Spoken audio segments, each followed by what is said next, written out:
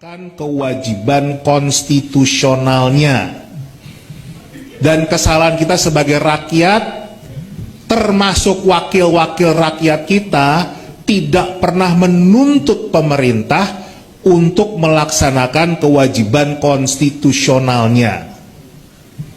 Pasal 31 ayat 2 Undang-Undang Dasar 1945 bunyinya jelas, setiap warga negara wajib mendapatkan pendidikan dasar dan pemerintah wajib membiayainya.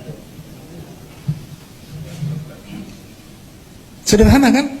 Jadi tugas pemerintah menyiapkan sekolah yang cukup, bangku yang cukup, dan memastikan semua biayanya ditanggung pemerintah lewat pajak kita. Itu kan?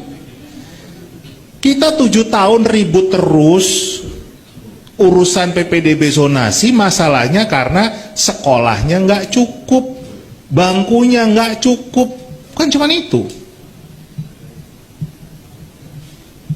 Pemerintah lebih suka bangun kereta cepat, bangun IKN, ngurusin rumput, bangun patung daripada bangun sekolahan. Padahal itu adalah kewajiban konstitusional. Kecuali konstitusi kita mau diganti. Tapi kalau tulisannya seperti itu, kan harusnya itu dipenuhi dulu, baru mengerjakan yang lain kan. Saya tidak mengatakan kalau infrastruktur yang dibangun oleh pemerintah itu buruk, bukan. Tetapi penuhi dulu tugas konstitusionalnya. Kalau tidak dipenuhi, berarti pemerintahnya inkonstitusional. Simpel kan cara berpikirnya?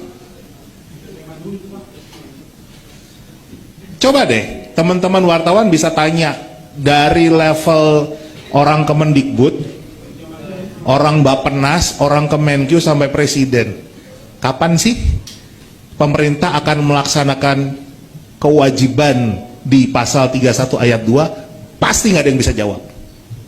Karena kenapa? Nggak pernah ada perencanaan. Di draft RPJPN 2025-2045 juga nggak ada tentang pembangunan sekolah yang cukup untuk semua anak.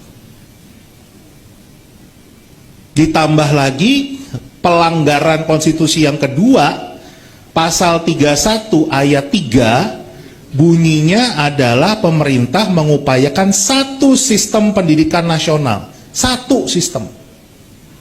Tapi coba lihat yang terjadi sekarang. Pemerintah pusat, urusan PPDB nih akan menyalahkan pemerintah daerah. Ya kan? Pemerintah daerah koordinasinya sama Kemendagri. Kemendagri mitranya komisi berapa? Komisi 2, ya kan?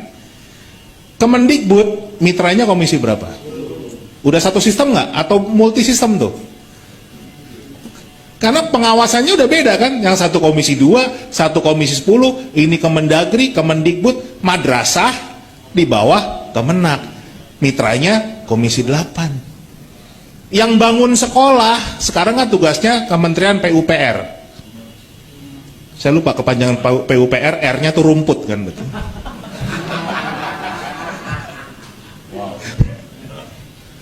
Itu komisi berapa tuh PUPR? Nah kan udah beda lagi kan kita lihat. Tapi konstitusi bilangnya kita punya satu sistem. Nah itu lagi yang kita langgar dan kita biarkan. Makanya kacau nih, 642 triliun anggaran APBN pendidikan, nggak pernah jelas larinya kemana. Bikin sekolah aja enggak. Kita selalu kekurangan sekolah dan akhirnya malah membuat anak-anak kita mentalnya rusak karena diajarin cara korupsi mulai dari SD. Bicara SDM unggul, enggak, mentalnya koruptor. Dari SD udah diajarin korupsi. Jadi ya bayar ya kalau buat masuk sekolah. Jadi apakah ini bangsa yang cerdas? kalau buat sekolah yang gratis dia harus bayar 16 juta. Pinter nggak tuh? Nah, buat masuk sekolah yang gratis dia harus bayar. Cuman orang bodoh yang mau melakukan itu. Dan itu sepertinya buat bangsa kita hal yang biasa. Bicara bonus demografi, bohong. Ini makanya presiden mau cawe-cawe urusan pilpres kan. Kita kekurangan SDM unggul. Kita kekurangan, buktinya apa? Ya Menteri BUMN harus ikut juga jadi ketum PSSI. Kekurangan SDM unggul kita. Ya, harus double-double. Itu kan indikator yang kita lihat. Nah ini harusnya pemerintah sekarang minimal punya program kayak Orde Baru, SMP Inpres, SMA Inpres, SMK Inpres, baru tuh kelihatan. Kan Anda pernah dengar risetnya Esther Duflo yang menang hadiah Nobel. Risetnya tentang SD Inpres. Jadi ternyata SD Inpres era Pak Harto dulu tidak hanya berhasil untuk membuka akses, mencerdaskan kehidupan bangsa, memberantas buta huruf, tapi juga meningkatkan pertumbuhan ekonomi. Itu risetnya menang Nobel. Kita kalau nggak IQ-nya 78,49 kan harusnya ya tinggal diulang aja.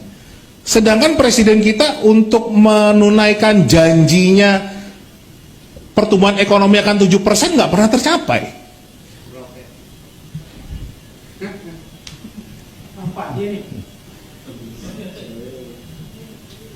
Kan gitu. Jadi ini yang harus kita ingatkan. Sesuatu hal yang sebetulnya sudah pernah dilakukan, tinggal di eskalasi kan. Kalau dulu SD Inpres, ya sekarang SMP Inpres. Kalau nggak ada SMP pasti kekurangan terus. Kalau sekarang kan SD sudah banyak yang kelebihan siswa. Seperti di Ponorogo banyak SD negeri yang nggak punya siswa. Kenapa? Karena itu hasil dari SD Inpres. Harusnya dilakukan itu. Tapi yang terjadi kan malah presiden mengolok-olok SD Inpres kan. Waktu beliau ditanya, kenapa buat bangun IKN harus menggunakan tenaga asing sebagai pengawas? Memang mau hasilnya kayak SD Inpres. Tuh, berarti kan beliau nggak tahu kalau SD Inpres itu bukan masalah gedungnya, tapi memberikan keadilan sosial, mencerdaskan bangsa, meningkatkan pertumbuhan ekonomi. Ini problemnya. Dan 7 tahun kita dibiarkan bermasalah, nggak ada solusi sama sekali. Sampai hari ini nggak ada sepatah kata pun muncul dari Mendikbud. Ya mungkin tadi kementeriannya udah dibubarkan, saya nggak tahu. Nggak ada sepatah kata pun dari presiden. Tapi rakyat dibikin susah. Di Jawa Barat sudah 4.800 siswa yang dibatalkan. Itu baru level SMA, SMK. Padahal mereka berbuat itu karena ya gubernurnya sendiri lebih suka bikin patung daripada bikin sekolah.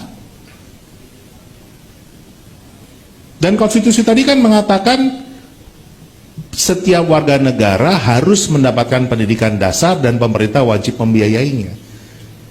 Kan berarti nggak harus semuanya sekolah negeri. Kita bisa pakai cara anaknya sekolah di sekolah swasta tetapi SPP-nya dibayar pemerintah, bisa kan?